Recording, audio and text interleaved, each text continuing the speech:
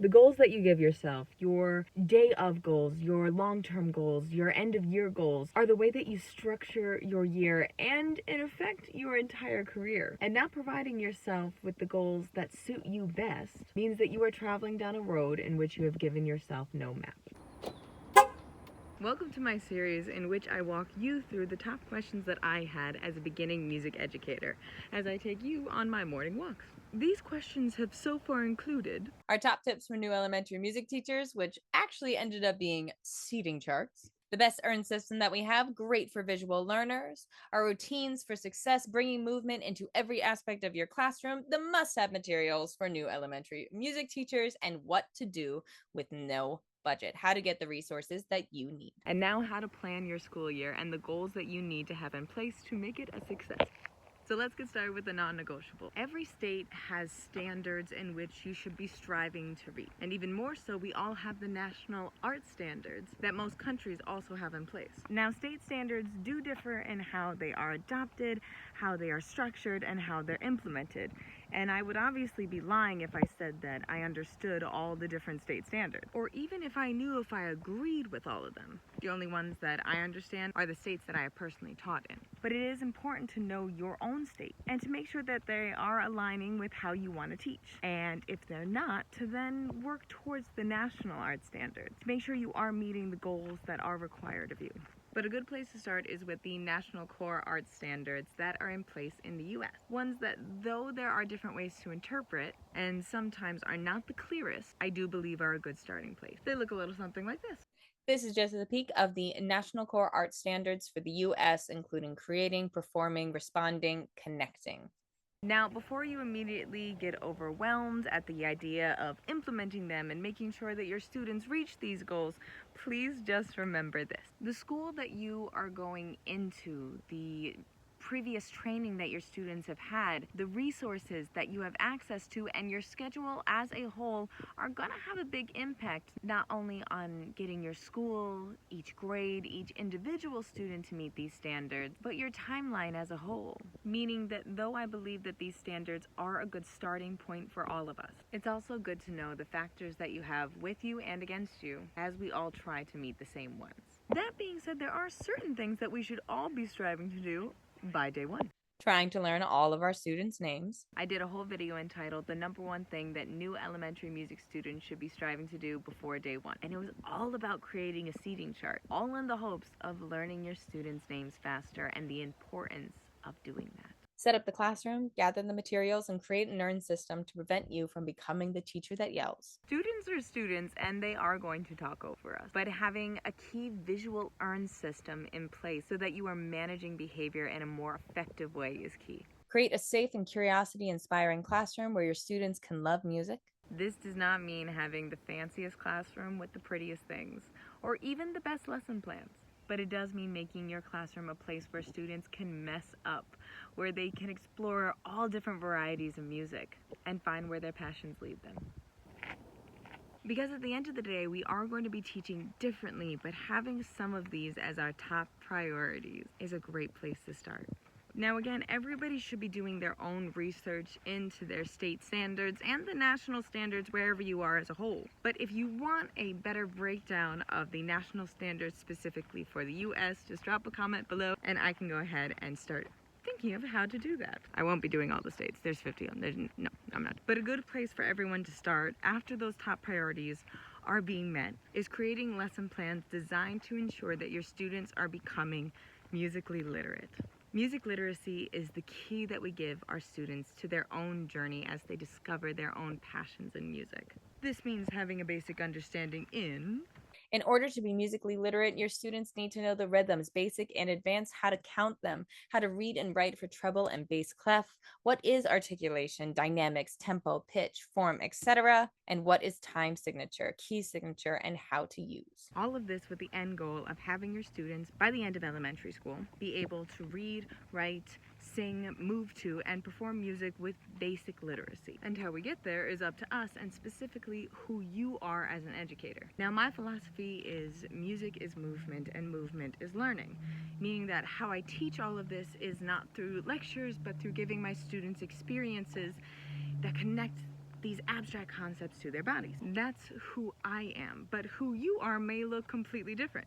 And you might have a good idea about what you want that to be. Or if you're unsure, then check out some of my previous videos where we walk through who you are and what some of your goals are to be the educator that you want to be. Next week, I'm going to be going into further detail about how I lesson plan, the standards that I strive to meet, what a curriculum needs to have in order to meet these needs, and how I organize it and keep track of it all. So make sure to like, subscribe, and follow along for that part of the journey. But for now, understanding the overarching goals of music literacy is a good place to start. But there are still other goals that you need to be aware of, and even some questions that you may not know to ask when you are planning your year goals. Before you, there was most likely another teacher with habits and traditions that you may want to continue.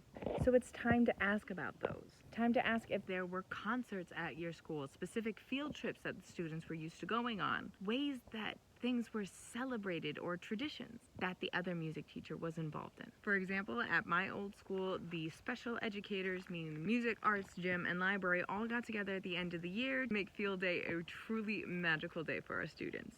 We each took a station and we absolutely rocked it. Who can you ask that was there and that knows what some of these traditions and celebrations might have been? And then it might be time to really sit and think about if you are actually ready to take some of these goals on for yourself. Remember, if you are a new music educator, this might not be something that you want to take on everything all at once, especially if your job is already feeling overwhelming. If you already have to develop your own curriculum, then some things might need to be set on the back burner until you can find your own rhythm. But it is good to know what goals there are, and specifically what other goals you would like to bring to the table as your own. Because there may also be a concert in your future. Concerts are this wonderful way that we take the skills that we're showing our students and we allow them to put them into action.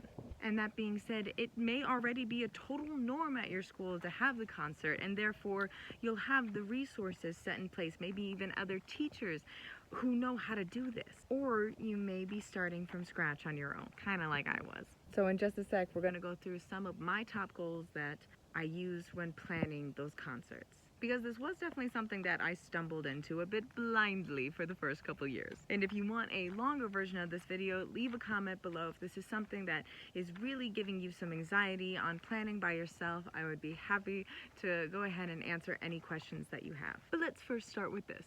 When planning a concert, some of my top tips include start small and simple. Use familiar repertoire, but you'll still need to have a backup plan. Create lessons backwards based on what you know your end goals are going to be. So this is a great way to also help you start lesson planning, knowing what skills you want your students to have before the concert. But especially if you are a new teacher, it's going to be really important to give yourself some buffer weeks where either the lessons don't go exactly how you think they're going to go, or you just need extra time to really bring a concept home with your students. It's also going to be important when planning your repertoire to have a plan B and a plan C for if the repertoire you picked was too easy or too hard, especially as you're just getting to know these students and their skill set.